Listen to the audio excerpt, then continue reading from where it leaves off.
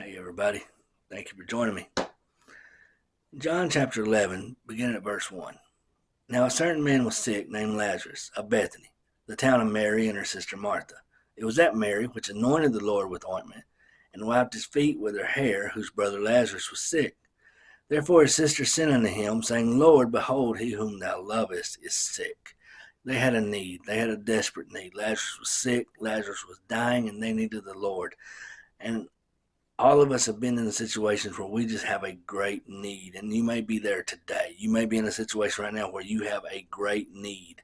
You have some kind of problem. It may not be a sick brother, but it may be a financial situation. It may be a lost loved one.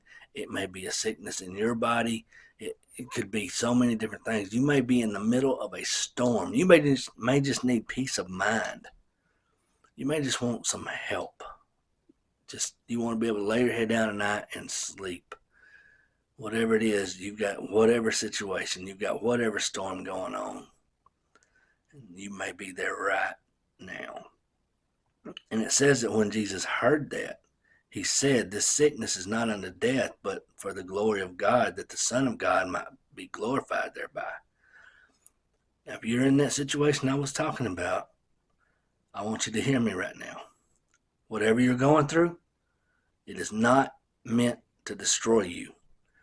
Jesus calmed the storm for the disciples, but Jesus is also the one that created that storm.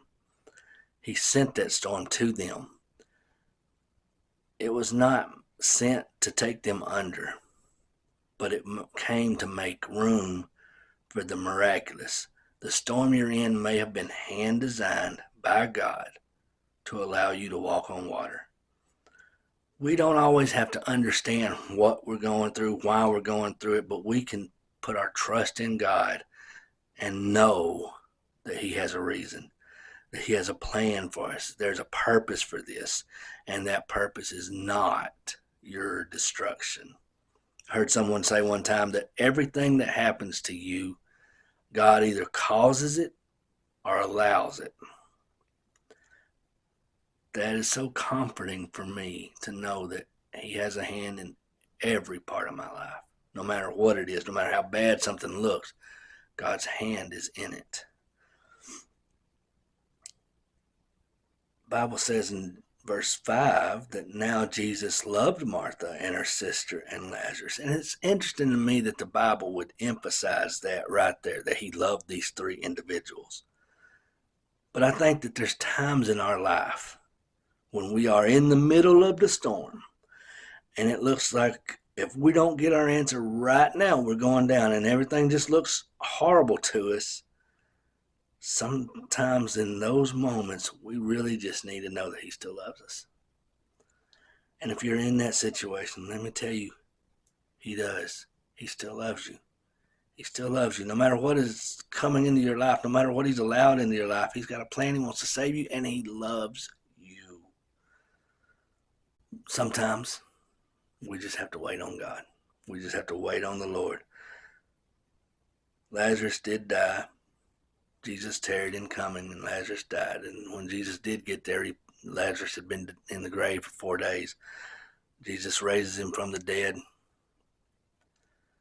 And many people believe, so the great miracle did come. The answer did come.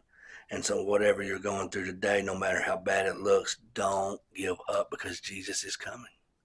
Jesus has your answer. Your answer is on the way. Your miracle is on the way. It may not look like it's going to happen, and it may not happen the way you think it should, but trust God that He knows what He's doing, and He's got you in His hand. So do your very best to trust Him. And I know it's hard sometimes. I know it is difficult when you are in that situation to just really trust God. But try your best and realize that He does have your best interest in mind. He is looking out for your benefit, and He does love you. The storm has not come to sink you. The storm has come to make room for the miraculous. I hope that helps somebody today. God loves you. Thank you again for joining me.